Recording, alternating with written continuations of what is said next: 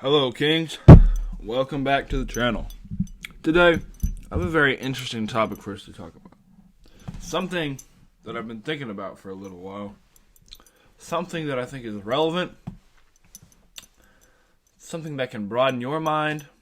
Something that's worth me hearing you into. So, what kind of music do you listen to? Well, if you're a teenage boy, anywhere between the age of 12 and friggin' 40, you probably listen to rap music.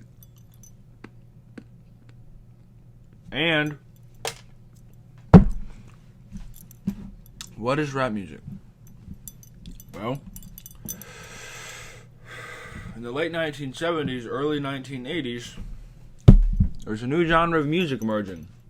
Hip-hop. Ran primarily from a bunch of people that dressed a little funny for that time period. A bunch of people that probably seemed a little strange for most people to look at and see. Well, this was attractive for the upcoming generation. And it bred a whole new era of music. Hip-hop. That's still prominent today. Of course, it's evolved over time, but, it's primarily the same. And in the late 1980s through the 1990s, there was a divide in hip-hop. East and West. Bloods and Crips. Well, I'm not sure if East and West or Bloods and Crips, but, let's just say East and West. There was a divide in the two different kinds of hip-hop and the two different gangs of the East side of the United States and the West side of the United States. And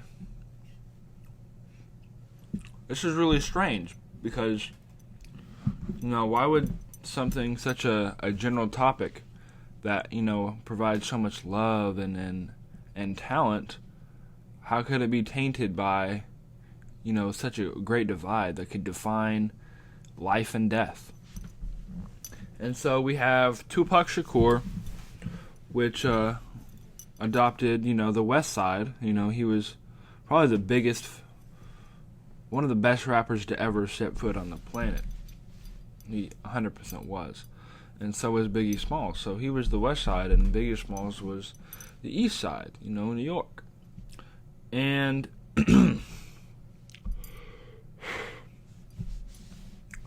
one's passion or even liking of the East or the West could totally define how people look at them.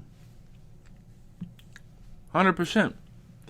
Even to the point of gang violence and death and killings and shootings. This was a very strong, opinionated thing. But, yes, lives were lost and it was very bad, but it's not as bad as we think it was. It's not. It's not as bad as we think it was. And the media, we never got to see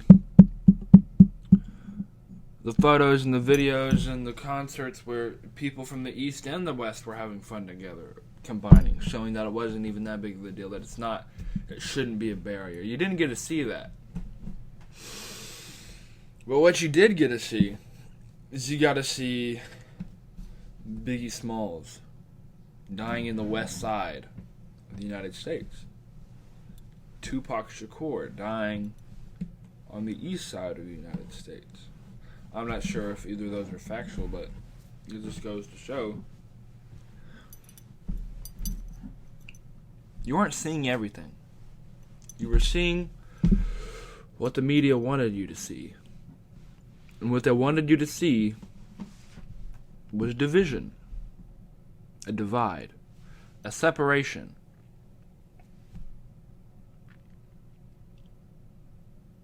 And it worked. Fast forward to modern day. What is the equivalent of the West Side versus East Side today?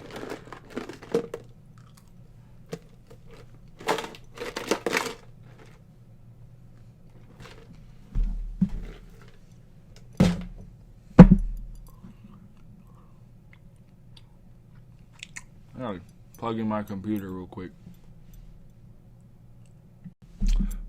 Okay, we're good now. But continue to think. What's the modern equivalent today? Well, when I think about it, being, for the most part, raised in a Christian, Southern, Baptist, conservative community. That's not a bad thing. That's a great way to be raised. It's a fantastic way to be raised. But I think of Democrats and Republicans. Now, this is especially, I feel especially about this because when I was a lot younger, 11, 12, and 13, I was a radical Republican. Like, radical, because me and my friends, because their moms, like, during the time there was a bunch of stuff, Trump and Hillary and the election, Go America kind of stuff happening. And literally, like, Republicans, like, we praised Trump as a god. Like, we really did. Like, looking back, like, Trump was praised as a god. Like, really, he was. And I think that's really insane that, like, we did that. And, like, there's still people doing that today. Because, like, me and my buddies that, we had our MAGA hats on and everything. We actually went to a Trump rally one time that was, like, hype as heck. But, we would praise God, and, like, literally anybody that was, like, that we knew that was a Democrat, we'd be, like, talking bad about them and, like, the back and, like, just, like, actually hating, like, having, like, negative energy towards people who were Democrats. And actually at the time, I wore a MAGA hat a lot, and, like, so there's a few people in my family that are Democrats, and, they would, somebody take my MAGA hat off and stuff like that and take it off in pictures and, like, give me huge lectures for, like, being Republican. And, like, wearing a MAGA hat is okay. Like having an opinion about something and caring about something is healthy. Like, that's a good thing. Regardless of what it is, I think having a strong opinion can be healthy. For the most part, of course. Of course there's exceptions, but for the most part, it's a good thing. They would totally grill me about that, and that would piss me off. But I think it also, like, fueled the fire, if you know what I mean. Like, it still... It made me even more opinionated. And over time, I started my self-improvement journey, and, I learned to, like, see both sides of the thing and actually learn to accept people and, like, see the good in people and not try to be negative. I realized that we're the same people. Of course, we have different opinions about things, but we're all people. We should all love each other. And that was in a time where I could see just overall I was really growing up in a lot of areas of my life, and so I'm very thankful for that. But yeah, there can be such a divide when it comes to Democrats and Republicans, and I feel like we don't see it for what it actually is. Like, it's us hating a separate group of people because we have different opinions on things, and that's horrible. Like, we shouldn't be divided by that. Like, that's silly. Like, I would say most Democrats and Republicans can unite on something because they both enjoy politics. But we all know that's not even the case, man. Like, really, so many Democrats and, like, self-proclaimed Democrats and Republicans don't even understand politics. They just want to be in a specific group and have a strong opinion about something. And that is not healthy. Having a strong opinion about something just because you're following the crowd and it's not because you're, like, have a genuine interest in a topic, like, that's okay. I'm not saying that having a strong opinion about something when you don't even understand it, that's not good. That is very bad. And that's what leads to, like, these radical leftists that we see all the time. We know that they don't genuinely have a passion for politics. they're just following the crowd, and because they're betas, they're sheeps. They're sheeps. I read this quote one time that the lion, the wolf, the leader, the lion should not listen to the opinion of sheeps. A lion should not listen to the opinion of sheeps. And if everyone likes you, you're doing something horribly wrong. If everyone likes you, you're fake. If everyone likes you, you're fake. That's going to hurt a lot of people's feelings who are just, everyone's going to like me. And I'm not talking out of my butt. I used to be that person. I needed everyone to like me. I had to be friends with everyone. Couldn't make anybody mad. Strong, opinionated, masculine men, genuinely opinionated, I might say, genuine masculine men don't give a flying frick about people who aren't even their friends, that are just clearly can't benefit them, care about them. Let me be more clear. Masculine men don't care about people's opinions that aren't living lives he doesn't want to live. That's another thing. Don't take advice from people who are living lives you don't want to live. Of course, everyone can give you good, wisdom. Everybody's gone down a different walk in life, but take everything with a grain of salt. Back to Democrats and Republicans. Again, like the separation of East Side and West Side, what do we see? What do you see when you go on the news, the media? You don't see the Democrats and Republicans that are having good, friendly conversations that are friends. You don't see that.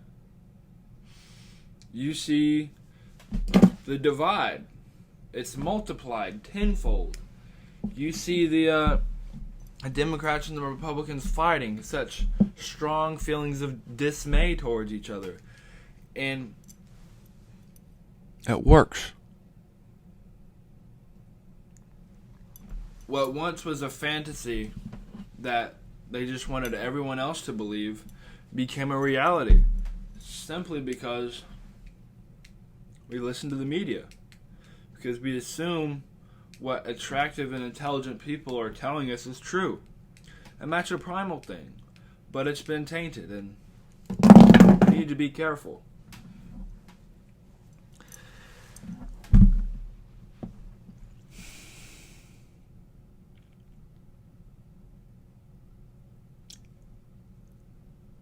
In conclusion, be careful and watch out for the divide. Because this doesn't just apply to East Side and West Side. This doesn't just apply to Republicans and Democrats. This applies to everything. Even the small things. Even, just day-to-day activities and get-togethers that you go to that you can probably just, even if it's subtle, even if it's not nearly as prominent and not nearly as much as a problem as East Side, West Side, Republican, Democrat, it's still there. And it can really suck the masculine energy out of you, the genuinity that all masculine men are supposed to have. And so be very mindful of that. This is powerful. And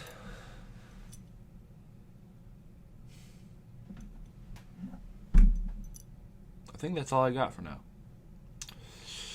Thank you guys for listening to another video. It's very appreciated. If you stay tuned, I know you can definitely get use and tactical tools out of my videos that I think most people, even grown men, can benefit from. And so I thank you guys for watching, and I'm on your side.